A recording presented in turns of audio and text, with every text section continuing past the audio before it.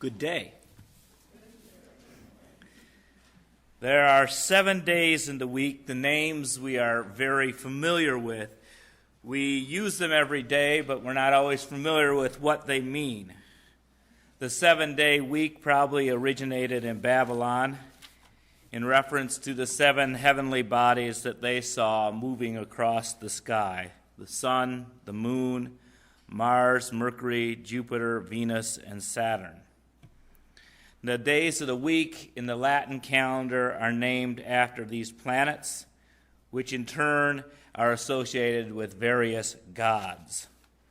Now, some languages like Portuguese, Hebrew, and Arabic simply number their days. But those in most Western cultures name them, and they name them after gods. Sunday, the first day of the week, traditionally dedicated to the sun, and the Greeks worshiped the god Helios, from which we get the word helium, who wore a gold helmet and drove his golden chariot across the sky. The Egyptians also worshiped a sun god named Ra, but the word Sunday comes from the Scandinavian sun worshippers, those Anglo-Saxons that called the day Sunnundag. The Romans called the day De Solis, but as the Roman world became Christian, the name was changed to Des Dominicus, or Day of the Lord. So in Latin-based cultures like Spain, Italy, or Romania, the word for that day is based on that root. For example, the Spanish call it Domingo. Monday, it's the day of the moon. According to the first chapter of Genesis, this is the second day of the week, is the only one that God did not declare as good. Which is something to remember on Monday morning. All across Europe, this day is named for the moon. Latin-based languages use the root luna, from which we get our word lunar. And the moon is often associated with a goddess.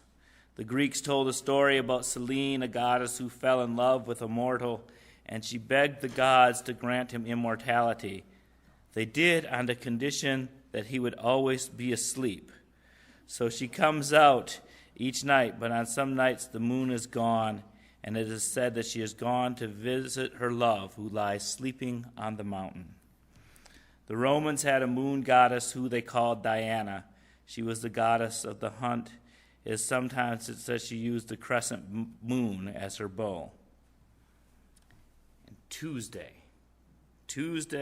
is named for the god of war. So I guess Tuesday is a good day to pick a fight. In Northern Europe, this god's name was Tyr or Tu. In Latin companies, he was named Mars, and so hence the Spanish Martes, or the French Mardi, as in Mardi Gras. One of the legends about Tu is that he protected Asgard, the heaven of the Norse gods, from an evil wolf named Fenrir. Tu was the bravest of the gods, and sometimes he fed the wolf with meat from the tip of his swords. Tu convinced the wolf to have a magic chain put on him, and in order to win the trust of the wolf, Tu put his hand in the wolf's mouth. When the wolf realized he could not break the chain, he bit off Tu's hand, and he bit off Tu's hand. Tuesday is also the day we usually vote. So be careful when you put your hand in the mouth of the ballot box, as politicians have been known to bite the hands that feed them. Wednesday is named for Woden, also known as Odin, the supreme Scandinavian god, father of the other gods, supreme power over the earth. Now the legend has it that Odin wanted to gain more wisdom so he could improve his ability to rule. He disguised himself as an old man and went to drink from the well of wisdom. But the guardian of the well recognized Odin and demanded that he give up one of his eyes. And so Woden did this. Now, this does not sound like a free and responsible search for truth and meaning to me, But afterwards he saw clearly into the future. At times he saw joy and sorrow. His new wisdom helped him accept things that must come to all beings. Now he knew better how to help humans. The Romans named this middle day after another god, Mercury. The Spanish word for Wednesday is miércoles, and pardon my accent or lack thereof. Mercury was a messenger of the gods known to be quick-footed and fast. Perhaps Wednesday is a good day to travel. Thursday, or Thor's Day, is named after Thor, the son of Woden, the god of thunder. When he throws his mighty hammer, lightning sparks across the sky. Once a giant named Thrym stole the hammer and would not return it unless Freya, the goddess of love, would marry him. But Freya did not want to go. So Loki, the trickster god, made a plan. He dressed up Thor as a bride and brought him to the wedding feast. Thrym's suspicions were raised when his bride-to-be ate a whole ox, 8 fish, and 2 barrels of wine. But Loki said that Freya had been too excited to eat the week before the wedding. After the feast, Loki said that the giant had to give the hammer to the bride, after which Thor ripped off his disguise and slew the giants. I'm not sure what the moral of this story is. Perhaps Thor is the patron saint of violent cross-dressers. If you're looking for a different god to honor on Thursday, perhaps you could recognize the Roman god Jupiter, whose name is behind the French and Spanish and Italian names for Thursday. Jupiter was also known for making thunder and lightning, but he was more akin to Odin as a ruler of the god. And so those of you who like your gods patriarchal, Wednesdays and Thursdays are for you.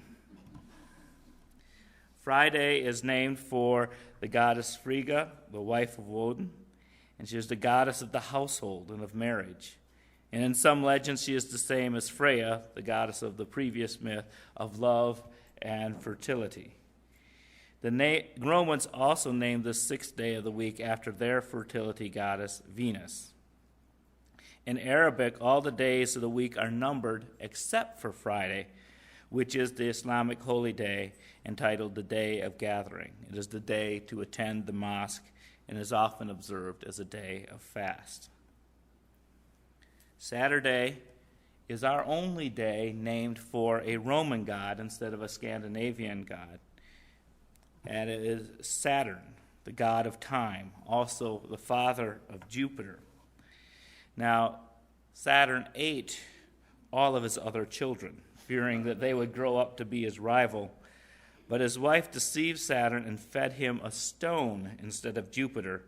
And so Jupiter grew up in secret and forced his fathers to bring up the other 5 children later on, who also became gods. Now Saturn was cast down to the earth, where he became the god of agriculture. And once he stopped eating his children, he became a very popular god. In December, in Rome, there was a Thanksgiving feast in his honor. The feast was so popular that the Roman Catholic Church could not stop it. And so instead of trying to stop the Saturnalia festivals, they made Christmas, the celebration of Christ's birth, happen at the same time. As the god of agriculture, Saturn is often depicted as carrying a sickle. Perhaps that's why Saturday is a good day to mow the lawn. But as the god of time, Saturn is also shown holding a snake that is biting its tail. The serpent is in the shape of a circle that has no beginning and end, representing time itself. Saturday would be a good day to celebrate the interdependent web of which we are a part. It's a good day to garden. It'd be keeping in with Saturn, the god of agriculture. But the days, as we experience them, do not have overtly religious meanings. And they don't have to be overtly religious to have meaning. For example, my dad owned a grocery store and worked 7 days per week, opening the store at 9 in the morning and closing it at 10 p.m. And yet he set aside Thursday night as family night. Now, this was a sacred time in which the whole family would spend time together. First, we would eat a big dinner, and then we would spend the evening playing games like skittle bowling and really silly diversionary time. But by setting aside that time, even though it was only a fraction of the day, it made Thursday evenings one of the most important times of my youth. Most of our weeks are overscheduled, and yet we do not find time to give meaning to each day.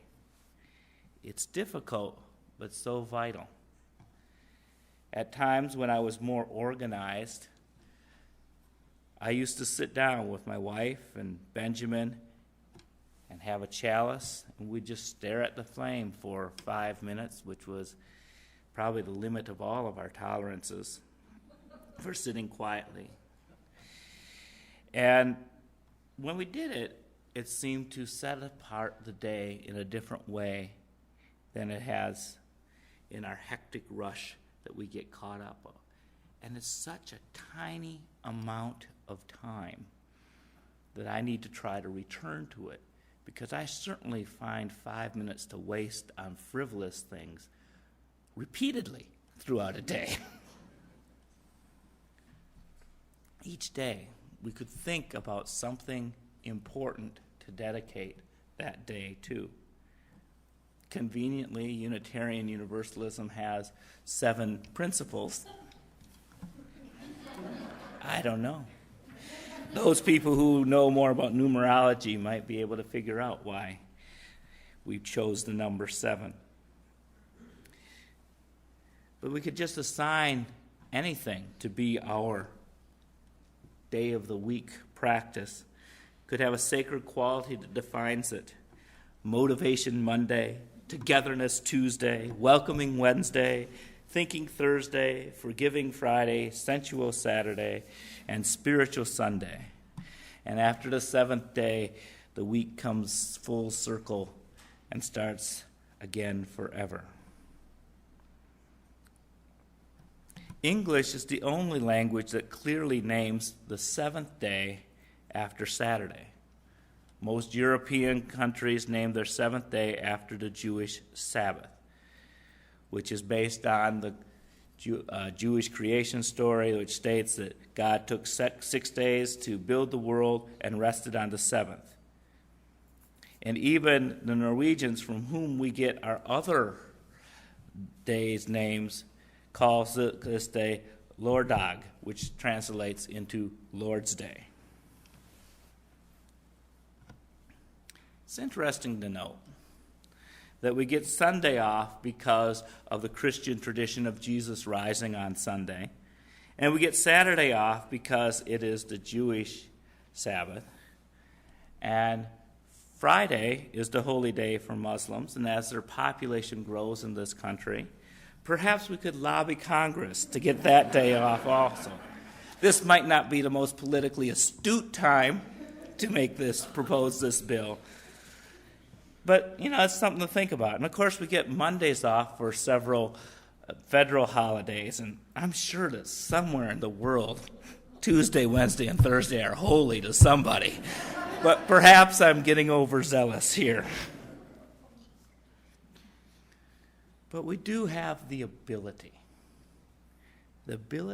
to recognize each day as holy, even those days that we have to work. While I may not bow to the gods of ancient people, I do believe in their practice of naming the days after something important. Naming the days in a way that brings each one into focus. Perhaps to give us a theme that we can carry through that day. A lens through which we can make sense of the day. Sunday could be the day of inherent worth and dignity of every person. We as are a congregation of unique individuals. Our coming together forces us to recognize and accept and even celebrate those differences. But it could be anything, for we can create our own reality. When we wake up in the morning, we can ask, what God will I worship today? What is the God du Jour?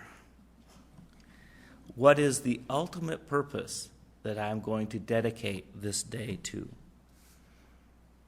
When we ask ourselves these questions, we open ourselves to the holy.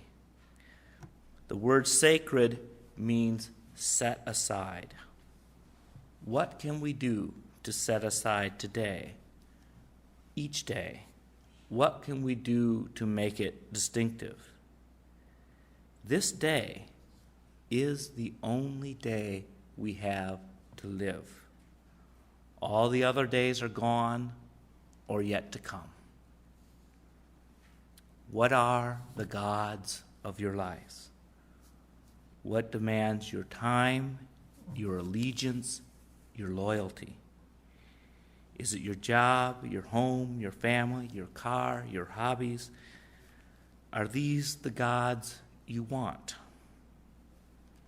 Like the gods of mythology, these gods often have good and bad qualities. As humans, we are great myth makers, and each of us can create a story that gives the meaning to the rhythms of our lives. Day follows day. Each morning, we can find ourselves anew. We can ride our chariot across the sky. We can search for wisdom. Let us realize that we are one with the sun that shines by day and one with the moon and the stars at night.